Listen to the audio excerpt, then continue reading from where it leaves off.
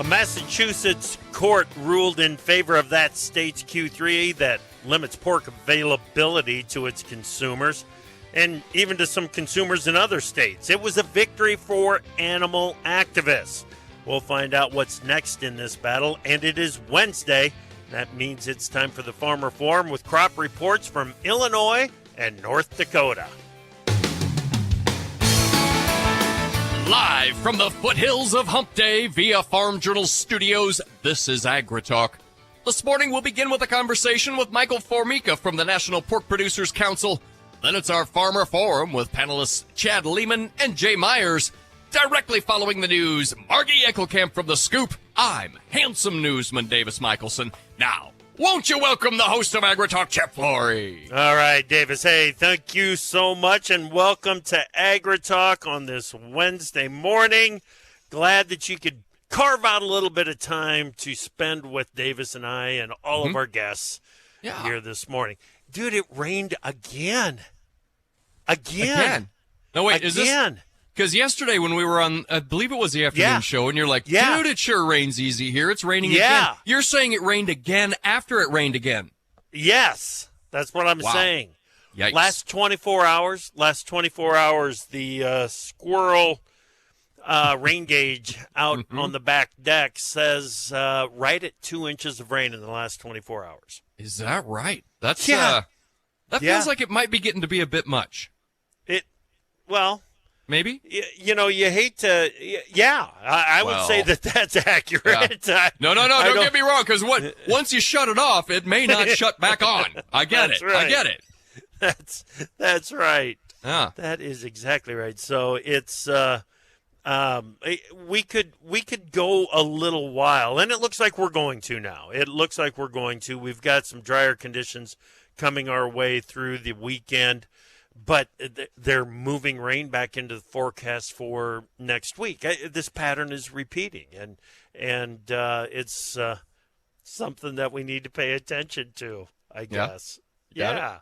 Okay. It's been dry here. It's warm, sunny, dry. I'm just about going to have to mow again, dude. That's where I'm at. Yeah. Well, yeah, I was going to try to get that done yesterday, and now it's obvious that I'm a day late. Yeah, pretty obvious. All right, we've got Margie coming up after the news. We've got Michael Formica from MPPC talking about the court decision on Q3, and then the Farmer Forum, Chad from Illinois, Jay from North Dakota. All right, let's get to the news. What do you got, buddy? Well, Chip, the National Weather Service is calling for hazardous heat to persist over much of interior California, the Central Great Basin, the Northern Rockies, and Northern Plains into Thursday. Heavy to excessive rainfall will persist across the southeast United States through midweek. The southwestern monsoon will continue to bring a flash flooding threat to the Four Corners region this week. Yeah, southeast is dry, and it sounds like that corn crop is about cooked down there in a lot of cases. Still time for the beans, but some stress on the corn.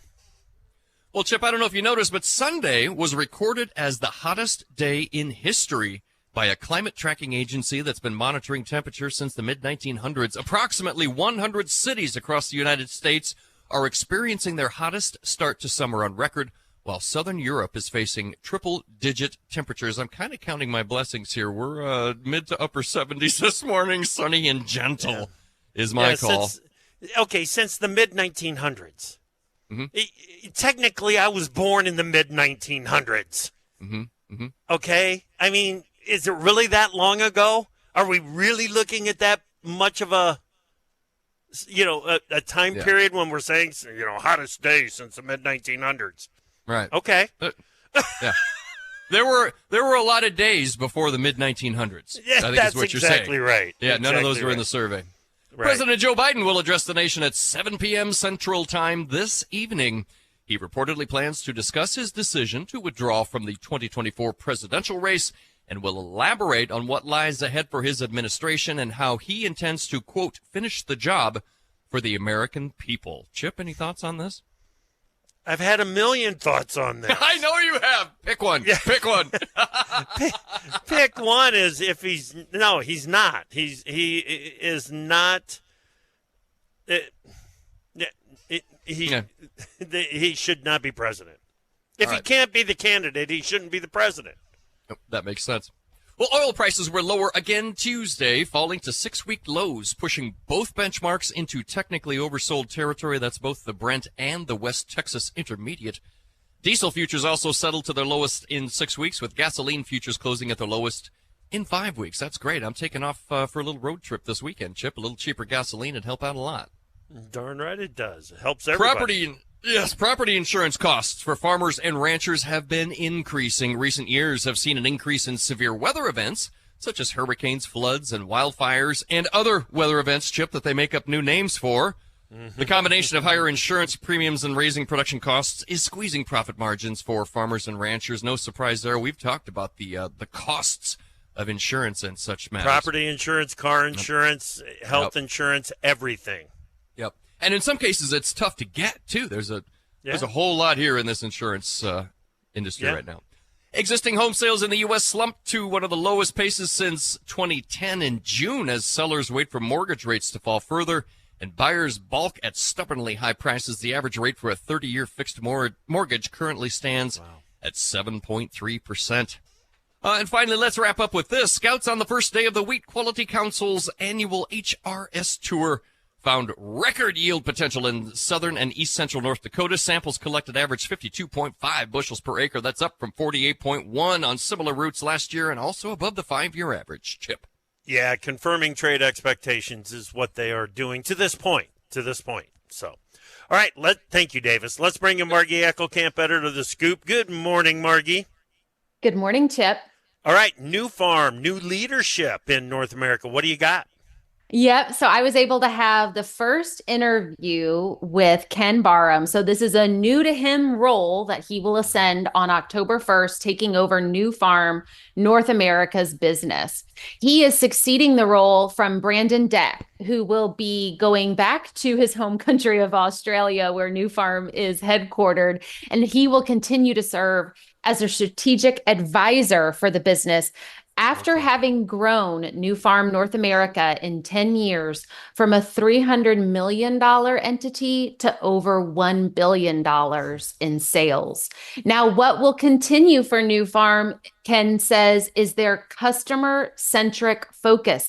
This is something we've also seen others in the input industry really take hold on for their corporate viewpoint. New Farm's been undergoing that transformation itself for over 7 years, and they say they will also continue to focus on their foundational products of glyphosate, 2,4-D, and dicamba.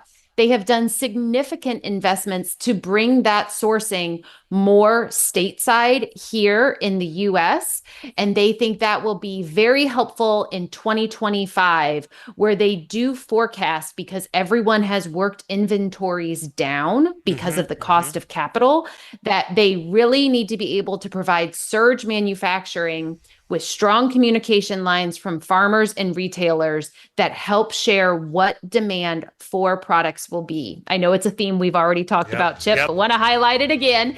And then also New Farm sees expansion with their seed business and other product platforms. All right, Margie, good stuff. Yeah, that planning for the supply chain is something that's taking a priority because nobody wants to hold inventory again. That's the point that we're to. Good stuff, Margie. Thank you. Thank you. You bet. Margie Eckelkamp, editor of The Scoop. We've got Michael Formica from MPPC up next here on AgriTalk.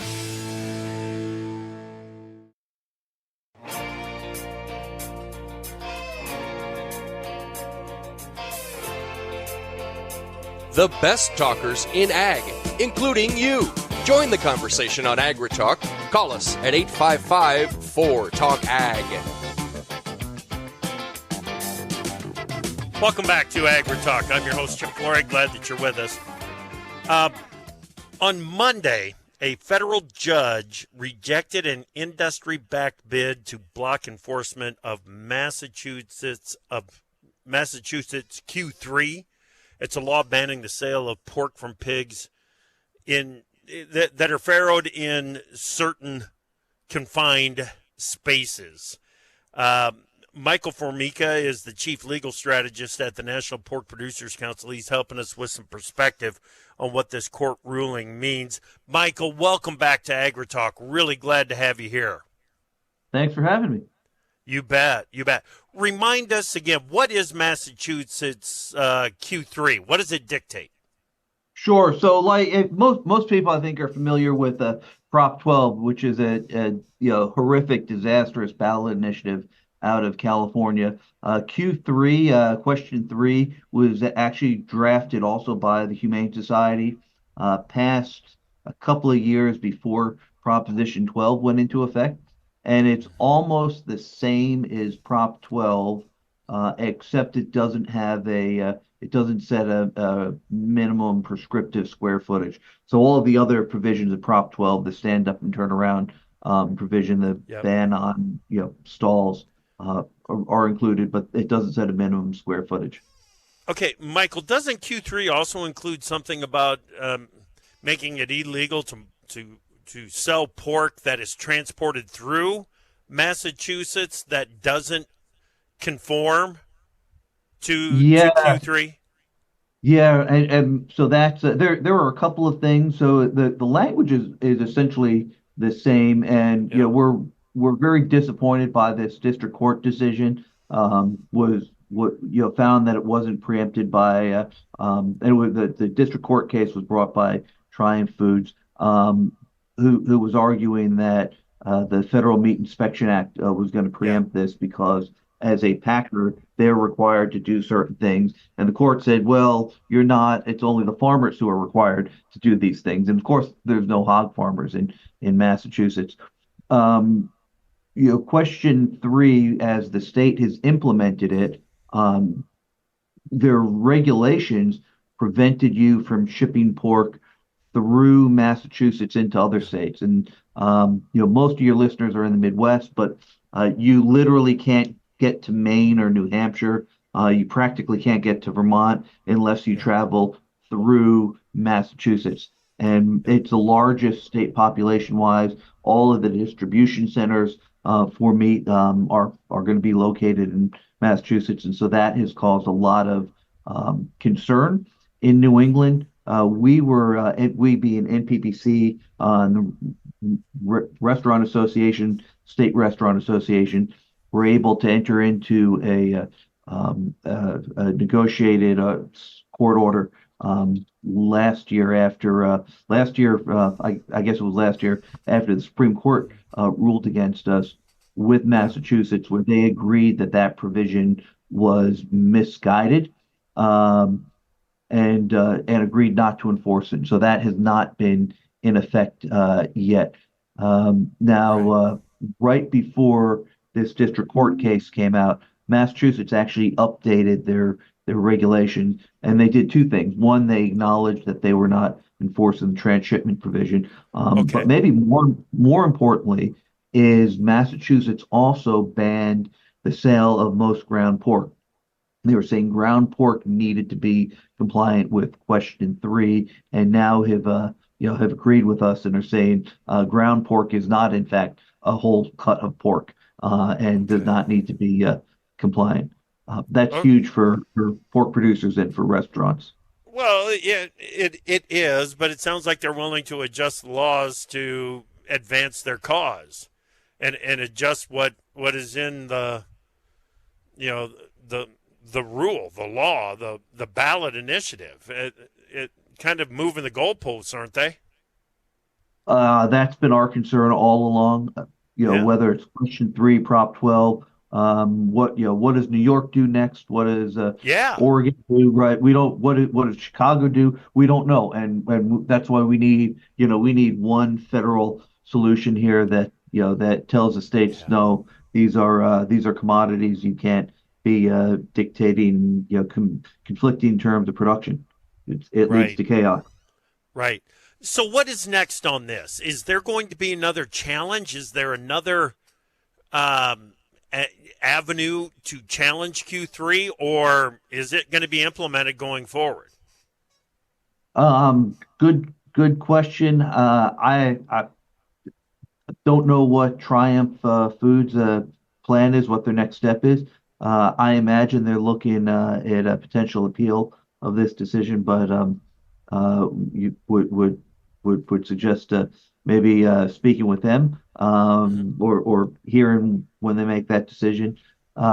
Their next steps, the immediate next step beyond that litigation is Massachusetts also has agreed to redo the regulations on this. It is causing a lot of problems for their restaurants, especially for ethnic restaurants and for those distributors there. And so they are feeling some political pressure from the food chain, and seem willing to revisit some of these terms. And Well, we will be working closely with them on that.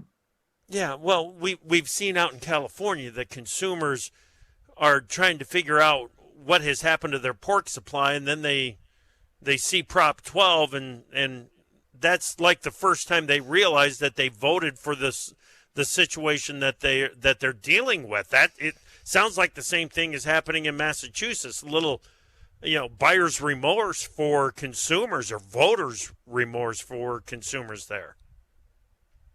Absolutely. Certainly didn't know what they were voting on. Certainly didn't, we told them, but until you show up to Yeah, the supermarket and see how much food has gone up, right? This is all leading to significant, food inflation, and right. for families, families, parents trying to feed their kids. We're all struggling in this economy today as it is, and to have another 25 or 30% increase on a basic food Yeah. stuff uh, You, is tough. yeah, Wayne Pacelli is out there. He's being very vocal that the negative analysis of the impact of Prop 12, the potential impacts of Q3, that it's been overstated. I, that seems like a hard argument to make. What's your take on that? Wayne Pacelli has a bunch of billionaires backing him, and when you've got billions of dollars behind you, the struggles of trying to pay to put food on the table so your kids can eat are a little bit different. I think the voice that should count here is probably those parents who are going to the grocery store and trying to feed the next generation. Amen to that. Amen. Congress needs to address this. Is that how this issue gets resolved? Congress needs to address it. We got language in the Farm Bill. We need the House to take that up, and then we need the Senate to get over the finish line. Okay, the language that is in the Farm Bill, is that adequate to deal with it and open up the markets again? I think it is. Okay. It would prevent states from passing laws like this, and not just this law, but but anything in the future that would try and tell another state how to how you can raise livestock, or should be produce any commodity. Right, right. And, the animal activists like Pacelli are out there calling this a major victory, which just means that they're going to be working in other states with similar tactics in an effort to end animal agriculture. I mean, that is the legitimate concern out of all of this, right? Yes. Yeah, Yeah, and we see them doing that already, and it's not just in those states with ballot initiatives. They're also going to to other states where you don't have a lot of pork. You've got urban populations that show up to the grocery store and expect food to be there, but are removed from the farm, removed from that process of how do we actually produce the food that feeds people, and right. so they're susceptible to these campaigns. Where it's a Yeah, constant. yeah. When the campaign says, "Aren't you for treating animals well?" Uh, would you rather, the way Yeah, that these things are presented, it is really, really difficult for some of the voters to figure out exactly what is going on with it. Michael, thank you. That's perspective that we needed. Thank you so much. thank you. Have a great day. Eat more You bacon. bet. Yep, Michael Formica, Chief Legal Strategist at the National Pork Producers Council. We got the Farmer Forum. It's coming up next right here on AgriTalk.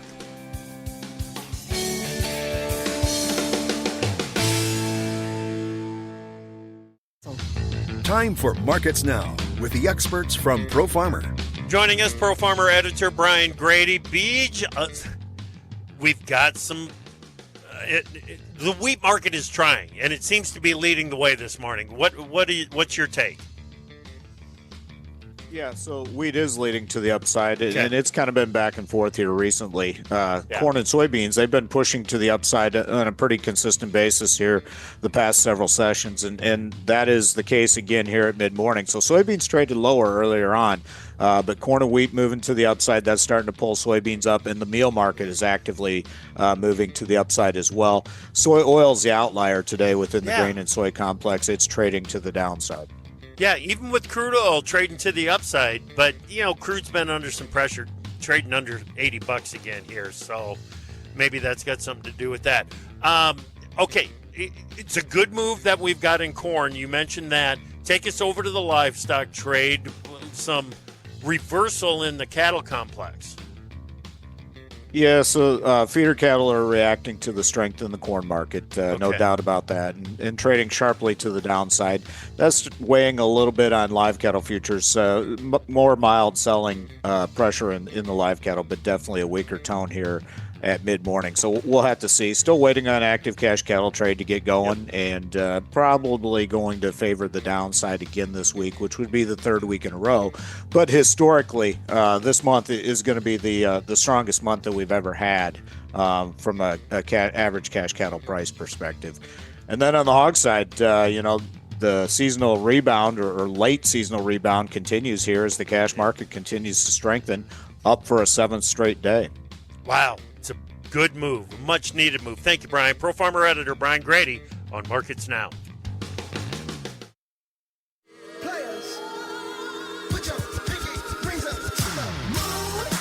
Opinions expressed on AgriTalk do not necessarily reflect the views of Farm Journal Broadcasting, affiliate stations, or sponsors. The truth is hard to come by these days, unless you listen to AgriTalk. Welcome back to AgriTalk. I'm Chip. It's Wednesday. That means it's time for the Farmer Forum. Let's bring in Chad Leman from Illinois. Chad, welcome back to the Farmer Forum, my friend. How are you? Hey, good morning, Chip. I'm doing good. Thanks for inviting me on this morning. Glad that you are here, man. Stay right there. We'll be right back to you.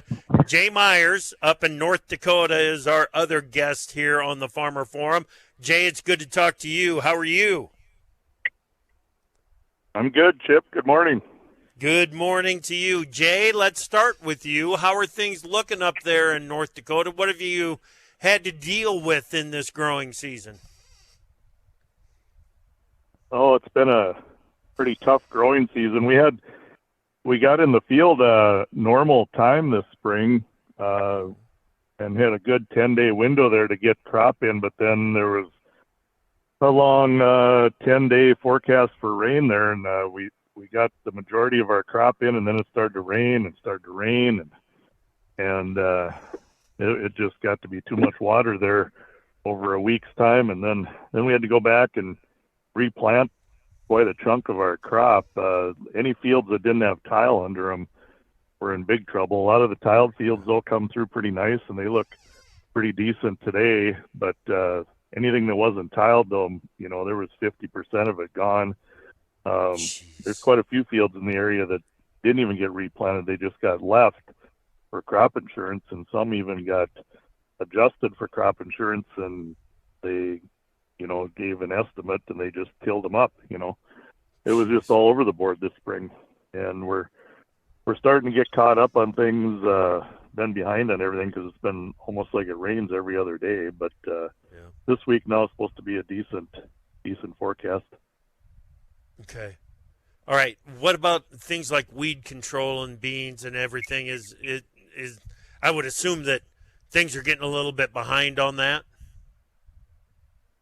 Yeah, guys were a little bit behind, getting weed control done, but starting to get caught up on that. If I look back at my calendar from other years, we're probably a week behind of when we normally get out and do our spraying, but the whole crop is a little bit behind schedule.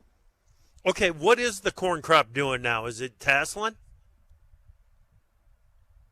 we got stuff that's been tasseling for a week all the way down to there was some corn that, got replanted around the 10th of June, which is probably unheard of, and some of that's barely knee high. And I haven't seen a field here just last week on the 20th of July that some soybeans got replanted. So I'm thinking they got really good early varieties now that normally go up into Canada, but it'll be interesting to see if they make it. Right. No doubt. All right. Stay right there, Jay. Chad, what about in Illinois? How have things been going for you? Well, crops look really good here in central Illinois. Corn is all tasseling, and we're spraying fungicide and insecticide on it. We had kind of 3 different plant dates of corn here. Where there was the mid-April, and then there was around Mother's Day weekend, and then there's some May 22nd, 23rd, 24th planted corn.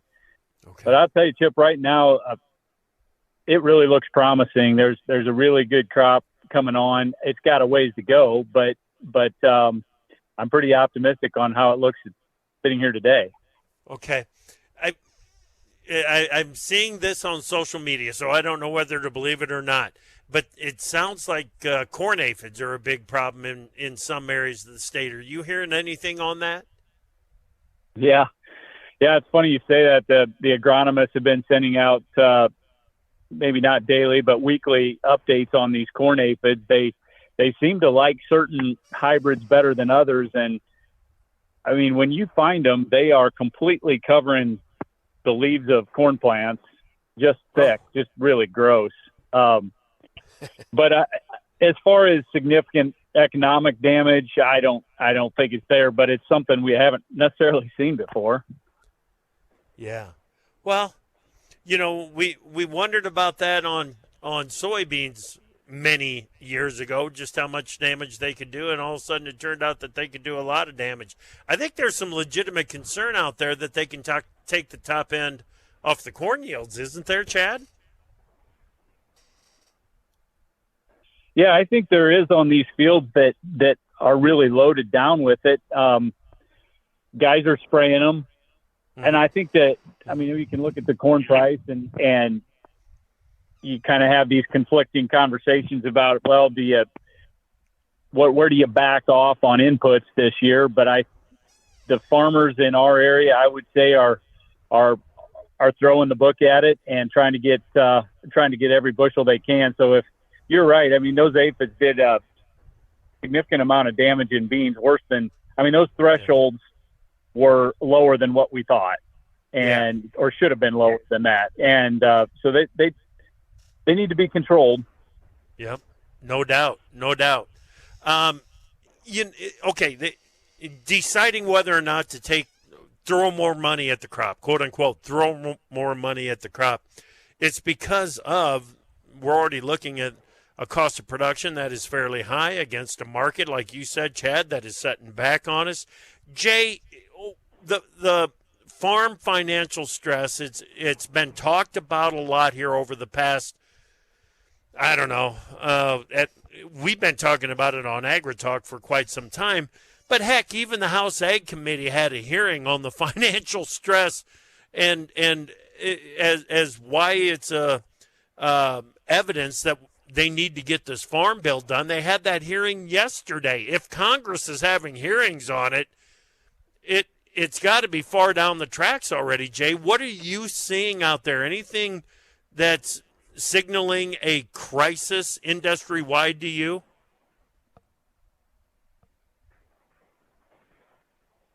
Yeah, I think we're on that road right now. It's pretty hard to show a profit on anything at these prices and all the high inputs we got and high interest rates and then you throw a poor crop in on top of that, it just doesn't look so good. But I guess the good thing is the base price for crop insurance was better in February than it is now, so maybe we're better off with a poor crop and get that price back up later on. Yeah, I hear you. Jay, are you seeing anything from the financing side, the rural banking and farm banking system out there that would suggest that the banks are struggling?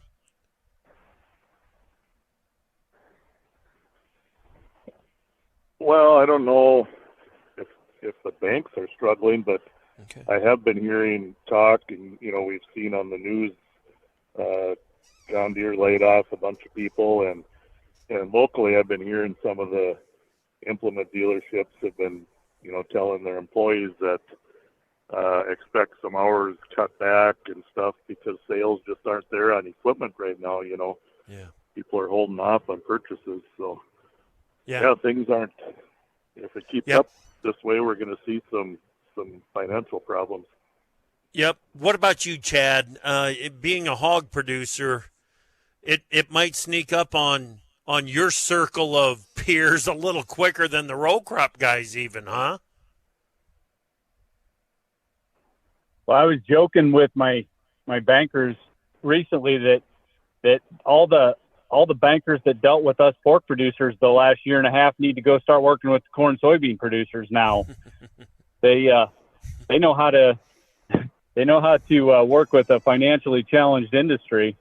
Yep. The grain bankers haven't had too tough a job the last couple of years, but I tell you, it's not a popular opinion among farm groups, obviously, but a pig eats about 10 bushel of corn in its lifetime, and when you put a 3 in front of it, finally, Chip, it starts to work a little bit better for us.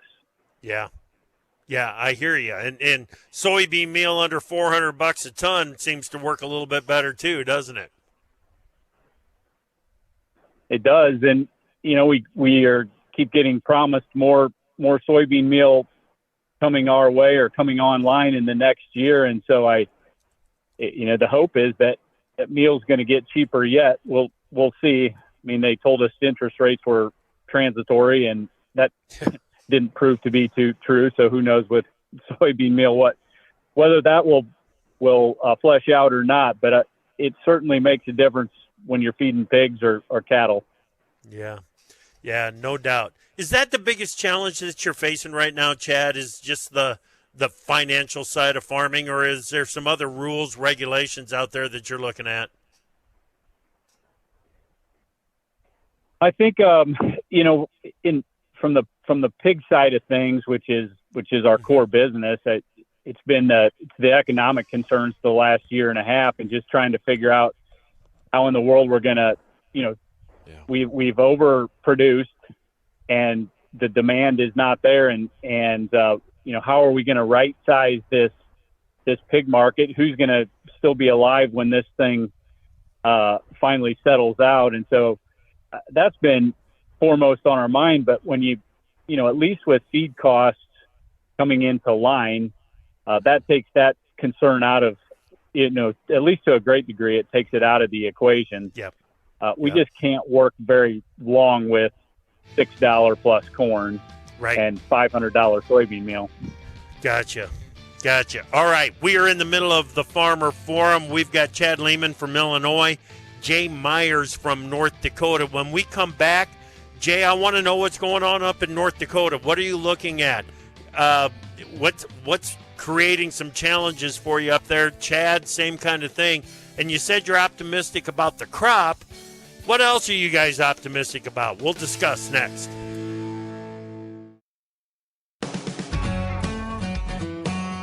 Do you suffer from talking on the radio phobia? No problem. Send us a tweet at #AgriTalk. Welcome back to AgriTalk and the Farmer Forum. We've got Jay Myers up in North Dakota and Chad Leman from Illinois, hog producer there. Chad, I want to start with you.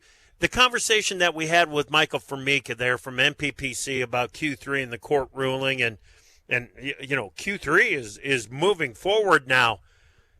It just looks to me like it's a huge mess for the industry, Chad.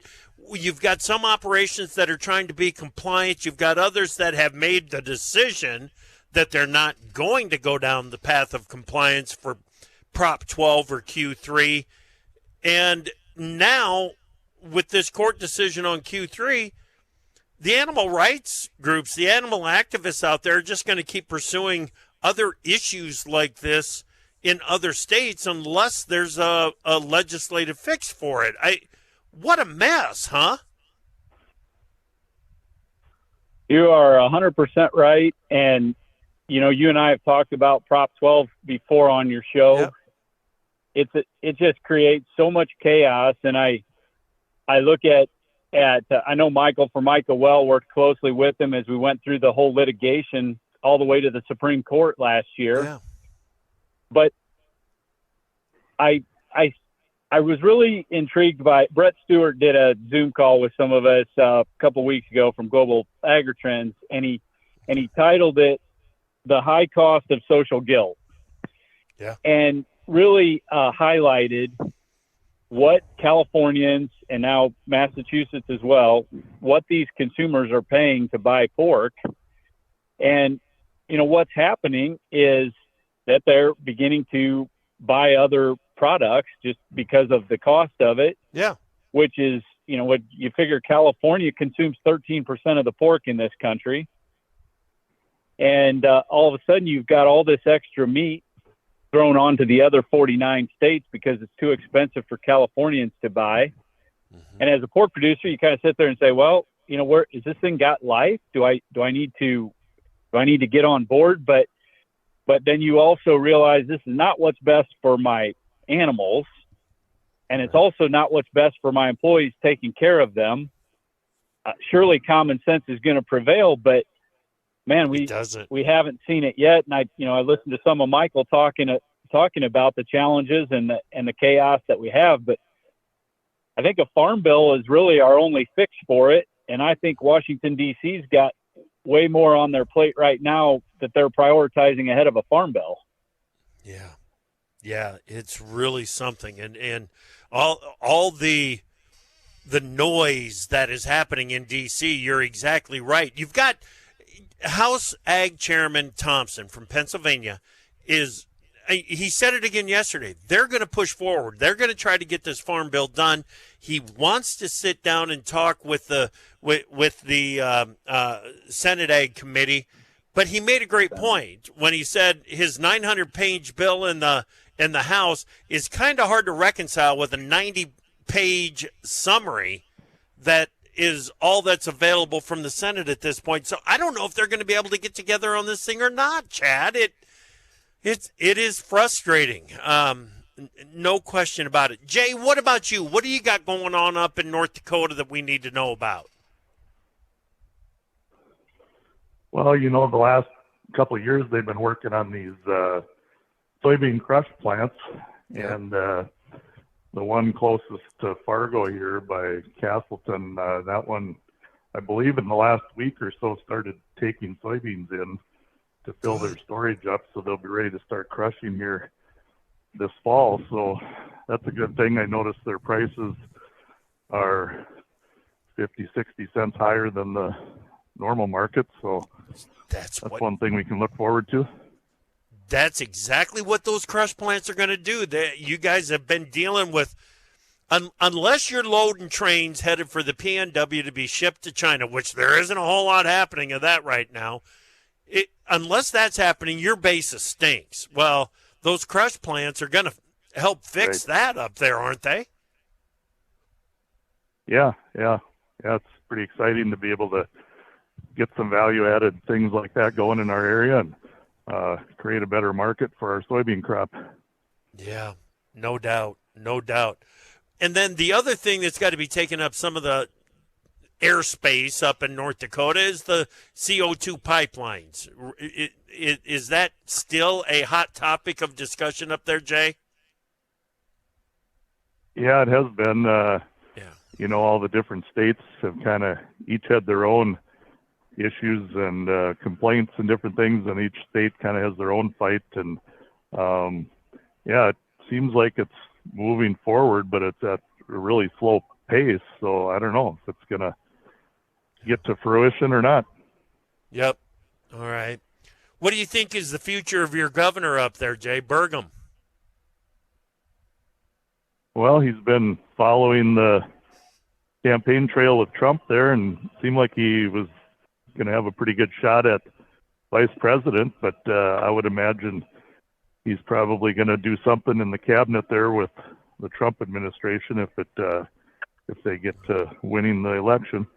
Yep. Do you think that's a good thing, or is there a red flag or anything that we should know about him? I think it's a good thing. He's done a pretty good job up in this area. So, yeah, I think so. Good. Excellent. Chad, you're dealing with the CO2 pipelines too, but is there any other, we've only got about a minute, but any other issues in Illinois that we need to know about? No, I don't think so. I think that as you're talking about governors, it seems to me like our governor Pritzker has not been a friend of agriculture here by any means, but he's certainly being tabbed as a potential vice president pick. It sounds like if there's a Harris presidency, so I guess we keep an eye on that. Yeah, I don't know if Pritzker is. There might be better choices. Is all I'm saying for the Democrats. I'm just going to leave it. Oh, goodness. Okay. I'll leave it there, too. Okay. Excellent. Chad, thank you so much for your time, buddy. Appreciate you. Thanks, Chip. All right. Jay Myers up in North Dakota. Appreciate you, too. Thank you so much, buddy. Yeah, good talking to you, Chip. All right. Thank you, guys. Come back this afternoon, 2:06 Central. We're going to have a conversation with Clayton Pope from Clayton Pope Commodities right here on AgriTalk.